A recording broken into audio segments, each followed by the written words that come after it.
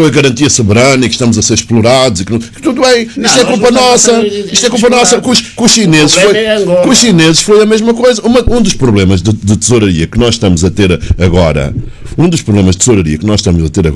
é porque nós estamos a pagar a dívida garantida por petróleo. Claro. E quando foi esta coisa que o Joaquim estava a dizer, do início deste século, em que disseram que os ocidentais não nos queriam emprestar dinheiro e que nós fomos à China, que era a nossa salvação, os ocidentais faziam umas exigências. Os chineses exigiram o quê? Garantia do petróleo, que é pior do que a garantia soberana do que tu estás a falar. Não deixa de ser garantia soberana. É uma garantia soberana. Não é garantia soberana, é pior. Tinha de haver alguma garantia. Sim, mas a garantia soberana é uma coisa. Mas havia algo mais poderoso na altura do petróleo? Pois, justamente, não havia nada. Não tínhamos mais nada. Não tínhamos mais nada, ou temos que vender as almas, então. Não, disponível. É o seguinte, nós... Deixa de ser alma. Pois, mas o problema é este, quer dizer, o problema, mesmo estamos a falar dos chineses, que não sei o quê, que vêm cá, o problema é que fazem mal as obras, eu assisti. Não fazem mal as obras. Deixa-me só contar, eu já contei várias vezes. Na qualidade, são os angolanos. Claro. O dono da obra. Pois, justamente. Eu acompanhei, isso é concreto, no Saquel, aí no Maiê. Quer dizer, o chinês está a dizer, eu não compreendo essa gente. Quer dizer, a gente aprende um projeto, riscam. Aprende um, riscam. Aprende outro, riscam. Quer dizer, eles querem a obra da pior qualidade, mas, mas com o orçamento de uma obra do primeiro. E tem mais. Depois vai lá um dirigente do ministério, vai lá um dirigente do governo provincial, que pelo facto de estar lá a empresa chinesa fazer obras, ele já não compra cimento para a obra dele, já não compra ferro, já não compra nada. A empresa é obrigada a retirar da sua logística para abastecer a obra do dirigente. Então concentremos nisto, não nos concentremos nos ocidentais e nós queremos atribuir culpas ao chinês. O chinês faz aquilo que a gente paga, aquilo que a gente orienta. Todas têm fiscal que é pago. Onde é que anda o fiscal? Quem é que contrata o fiscal? Não, o pior é que o fiscal é quase sempre o mesmo. Não interessa, mas não vamos atribuir culpa aos chineses. Eu estava com a palavra o Carlos. Mas é justamente isso. O que eu quero aqui reforçar, e enfim, cada um fala do que quiser, não é? Mas o nosso foco somos nós, não são os outros que não têm culpa nenhuma. Todas estas condições que são impostas à Angola é por causa do risco Angola.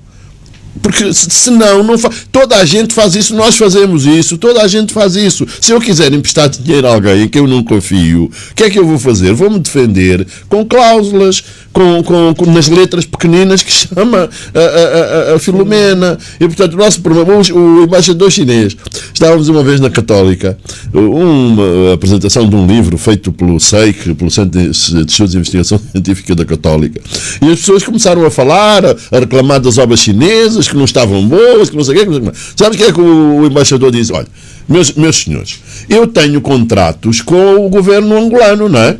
Porque nós temos contratos. Esses contratos prevêem cláusulas, não é? De caso o trabalho não tenha sido bem feito. Nós nunca recebemos nenhuma reclamação do governo angolano a dizer que a obra não foi bem feita para nós refazermos a obra. E, portanto, é esta a questão.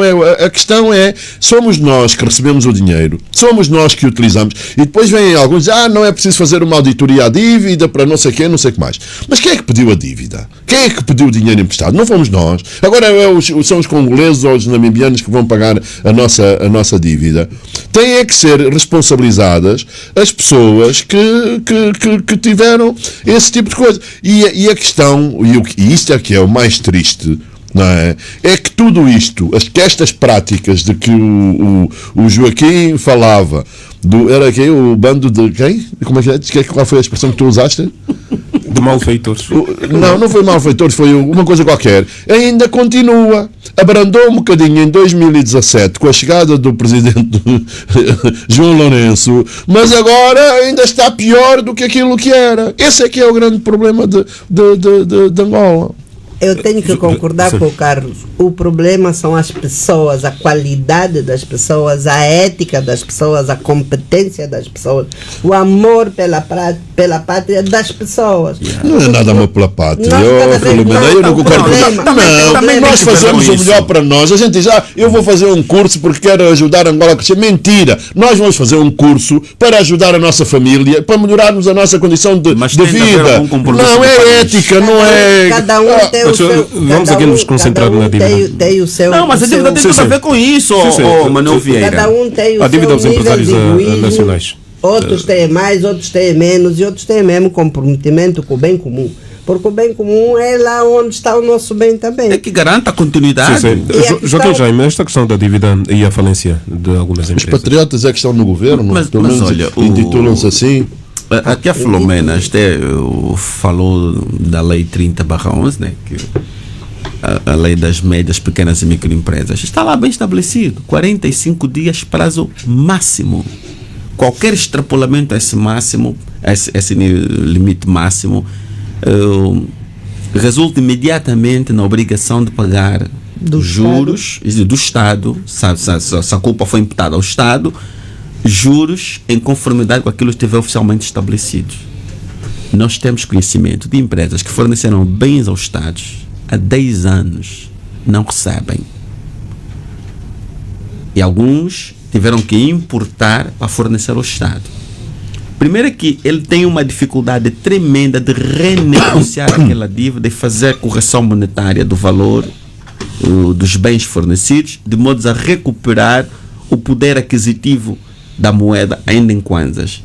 Então, mesmo se ele renegociar a dívida hoje, vai levar mais 3 meses para que aquela ordem de saque seja executada. O valor renegociado já está ultrapassado. Ele já está em prejuízo no momento, novamente.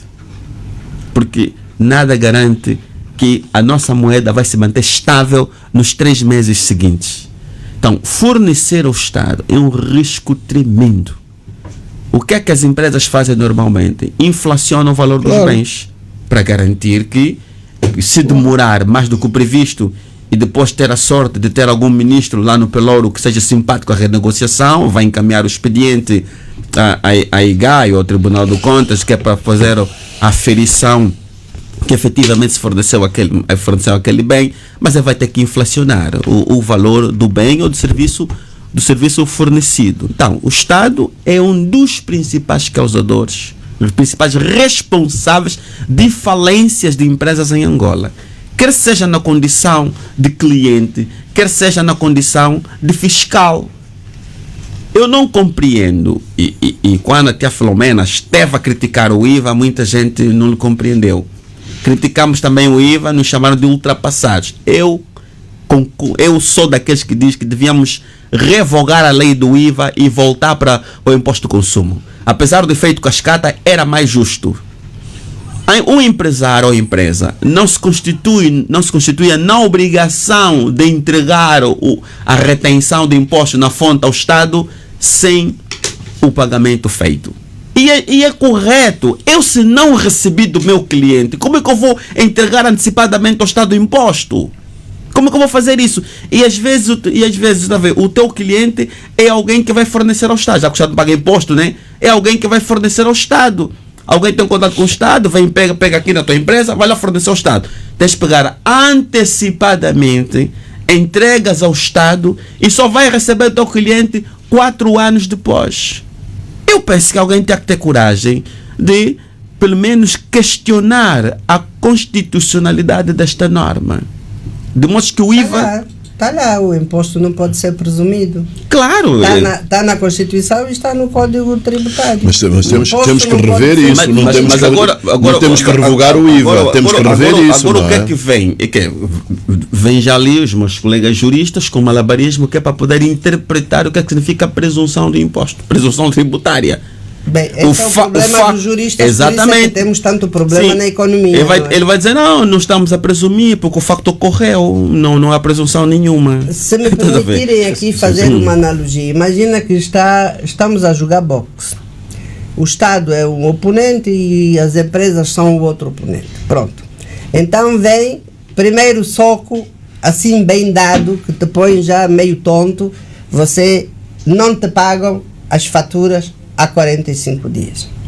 Mas entretanto, vem a GT com outro soco e você sobre essas faturas não pagas, tem que pagar o imposto. Certo? Sobre essas faturas não pagas, você tem que pagar o imposto. Agora eu pergunto, estamos a fazer o quê? Estamos a contribuir para a destruturação total da nossa economia. Tem outra questão.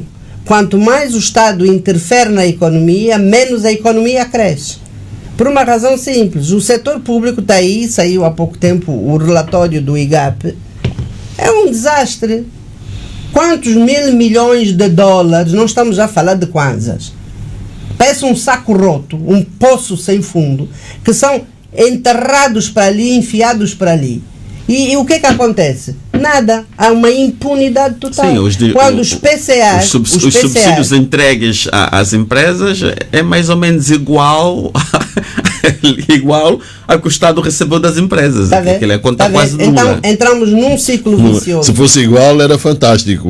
O problema é que é muito mais os subsídios do que aquilo que o Estado recebe. O caso que mais me indigna nesta perspectiva é o da TAG. A TAG é um servidor de recursos há alguns anos para cá. Milhões. Nunca deu lucro. E das empresas que vendem os bilhetes de passagem muito mais caros. Os bilhetes estão sempre a subir, nunca há vaga com tarifa baixa, mas está sempre a declarar prejuízo. Alguma coisa, né, precisa ser revista. Sim, e recebe, e agora está a receber uma série de aviões, não é? É aquela uma empresa. Sem utilidade. Mas o Carlos, uma vez o Carlos já questionou isso, né? Desculpa. Sim, estava com a palavra Filomena Oliveira. Aqui a Filomena vai já falar. Uma vez o Carlos havia questionado isso, que era necessário alguma clarificação do nível de intervenção do Estado na TAG. Se aquelas aeronaves significavam um empréstimo, um adiantamento ou reforço da posição acionista do Estado na TAG. Porque a TAG recebe as aeronaves e depois como é que se contabiliza aquilo a nível da TAG? E deixou de ser pública, né? É uma SA, tem lá 10% dos trabalhadores.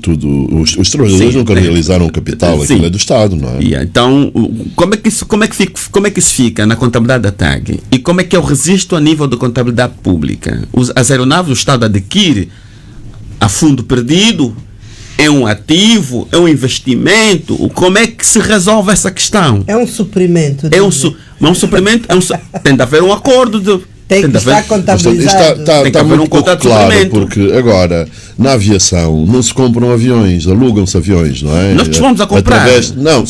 Através do leasing. Agora, nós não sabemos exatamente como é que isto acontece com a TAG, mas infelizmente, no nosso país, é tudo assim. Quem tem que comprar os meios são as empresas.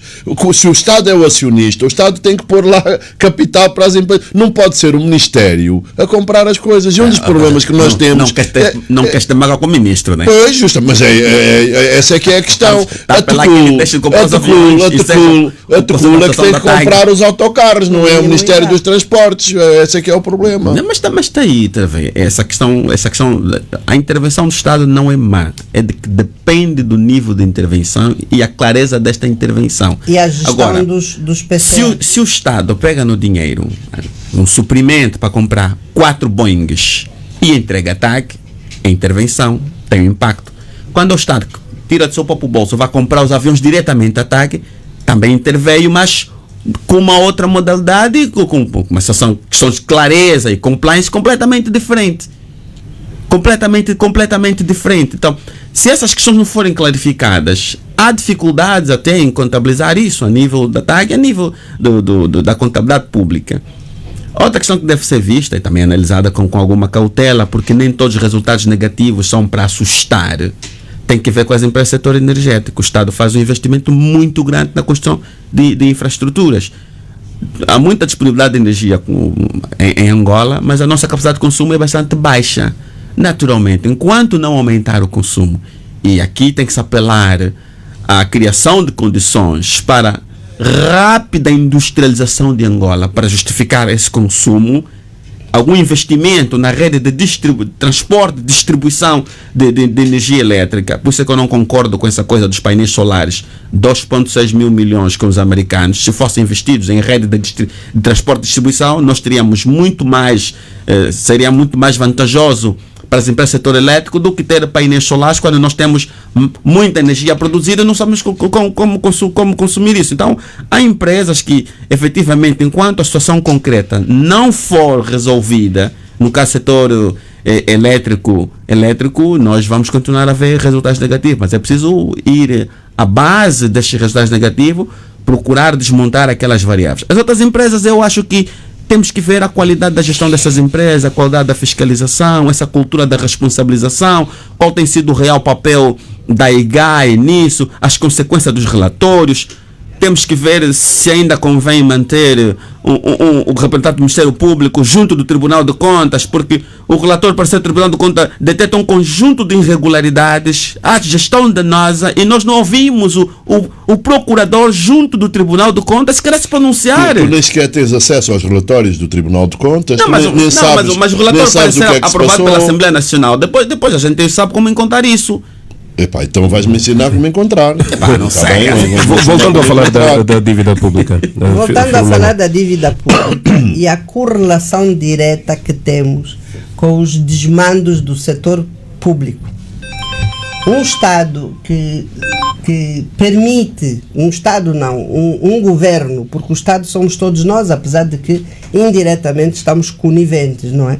Mas um governo que permite que o setor público continua a ter os resultados que tem, sem reporte, como dizia aqui o colega há pouco, sem a entrega, como dizia aqui o colega há pouco, está no jornal, não é?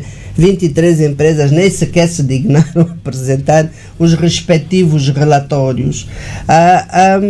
Esse Estado tem que ser responsabilizado, mas há uma outra questão não menos importante, é que cada um desses PCAs perante a lei, ele é responsável, ele sozinho, civil e criminalmente, sim, pelos desmandos ou pelos resultados negativos que estão a acontecer na sua empresa, na empresa para a qual ele aceitou ser PCA.